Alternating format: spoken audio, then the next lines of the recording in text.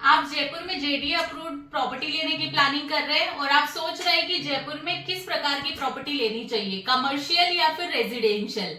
क्या आप भी यही सोच रहे हैं कि हमें जयपुर के अंदर कमर्शियल प्लॉट लेना चाहिए या रेजिडेंशियल प्लॉट? तो आज हम इसी बारे में बात करने वाले हैं।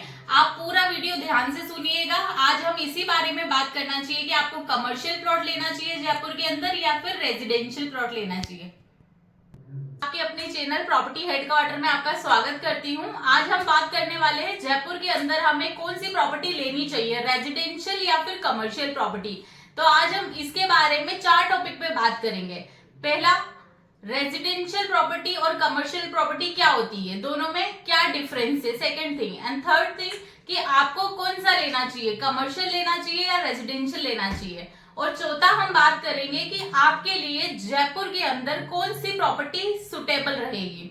तो हम बात करते हैं रेजिडेंशियल प्रॉपर्टी और कमर्शियल प्रॉपर्टी क्या होती है। रेजिडेंशियल प्रॉपर्टी वो होती है जो हम हमारे रेजिडेंस के पर्पज से परचेस करते हैं, जैसे प्लॉट, विला या फिर कोई फ्लैट हम खरीदते हैं या प्लॉट खरीद के हम अपने लिए रेजिडेंस के हिसाब से घर बनाते हैं, या फिर कोई ऐसी प्रॉपर्टी हम खरीद रहे हैं रेजिडेंस के पर्पज से जिन्हें हमें 4 से 5 साल होल्ड करके एक प्रॉपर इन्वेस्टमेंट करना है।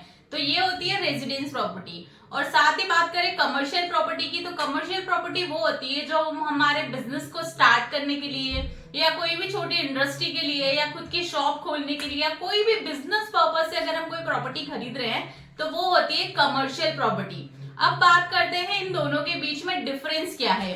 तो फर्स्ट बात करते हैं इन्वेस्टमेंट के बारे में कि इन दोनों को में अगर हम इन्वेस्टमेंट करें तो हमारे पास क्या डिफरेंस आएगा। अगर हम रेजिडेंस प्रॉपर्टी के अंदर इन्वेस्टमेंट करते हैं तो रिटर्न हमेशा हमें रेजिडेंस जो प्रॉपर्टी होती है वो हमेशा कम इन्वेस्टमेंट प्रोवाइड करती है, यानी कम रिटर्न हमें प्रोवाइड करती है।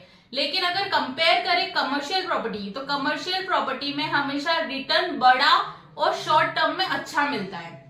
अब बात करते हैं आरओआई की, रिटर्न ऑफ इन्वेस्टमेंट की। रिटर्न ऑफ इन्वेस्टमेंट में भी सेम रूल लागू होता है। कमर्शियल प्रॉपर्टी में रिटर्न हमेशा अच्छा और बड़ा मिलता है, और रेजिडेंशियल प्रॉपर्टी की बात करें तो रेजिडेंशियल प्रॉपर्टी में लॉन्ग टर्म में अच्छा मिलता है लेकिन कमर्शियल के कंपेयर में कम मिलता है।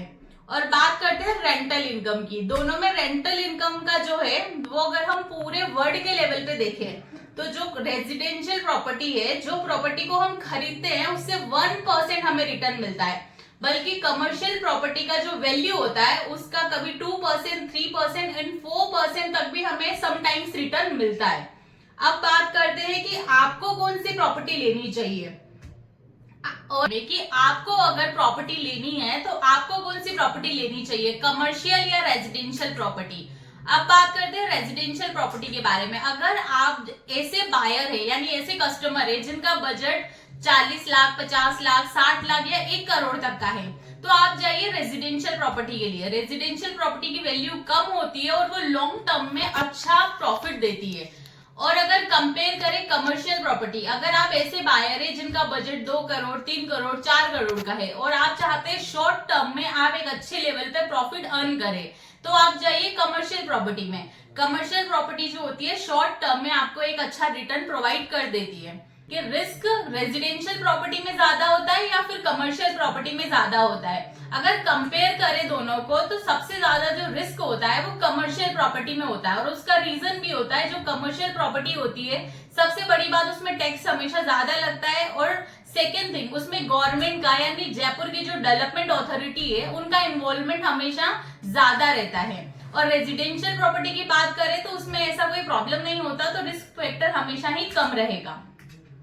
कि अगर आप जयपुर में प्रॉपर्टी लेने की प्लानिंग कर रहे हैं तो जयपुर में आपको कहाँ प्रॉपर्टी लेनी चाहिए, तो ये जानने के लिए सबसे बड़ी बात अगर मैं बताऊं आपको तो इसका एक रीजन होता है कि अगर आप प्रॉपर्टी कहीं पे ले रहे हैं तो आप प्रॉपर्टी में कितना अमाउंट इन्वेस्ट कर रहे हैं। और अगर आपको प्रॉपर्टी लेना है तो उससे पहले सबसे बड़ी जो चीज देखनी होती है वो ये है कि हमारे जयपुर के अंदर सबसे ज्यादा गवर्नमेंट के प्रोजेक्ट किस साइड में आ रहे हैं, किस एरिया में गवर्नमेंट के सबसे ज्यादा प्रोजेक्ट है। और सेकंड थिंग कि कौन से ऐसे सेक्टर रोड है जो गवर्नमेंट आने वाले टाइम में निकालने की प्लानिंग कर रही है। 200 फीट 100 फीट के जो रोड होते हैं बड़े, जिनमें कमर्शियल बेल्ट होता है अच्छा खासा, और आपको वहां पे प्रॉफिट यानी रिटर्न मिलने के चांसेस ज्यादा होते हैं।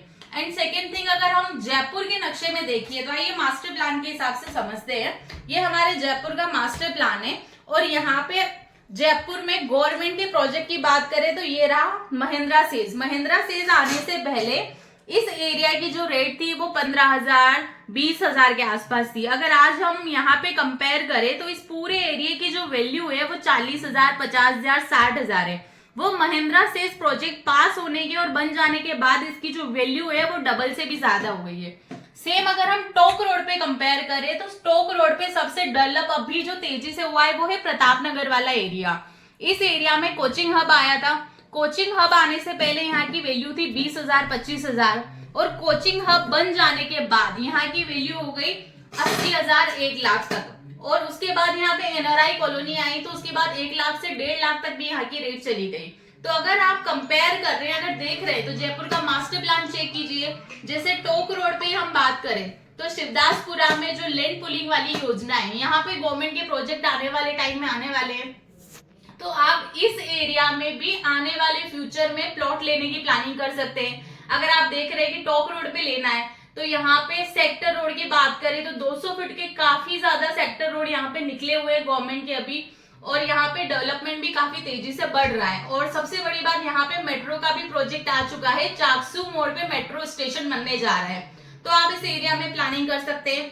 अजमेर रोड में गोपालपुरा से लेके बगरू तक 200 फीट का एक हाईवे निकला है। इस हाईवे पे भी आप जैसे महापुरा है, जयसिंहपुरा है, इस एरिया में भी आप अपने प्लॉट लेने की प्लानिंग कर सकते हैं।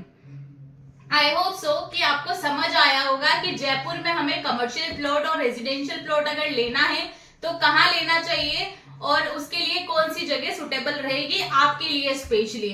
आपको इस वीडियो को पूरा देखने के लिए आपका बहुत बहुत धन्यवाद और इस वीडियो को लाइक कमेंट और शेयर करना ना भूलें।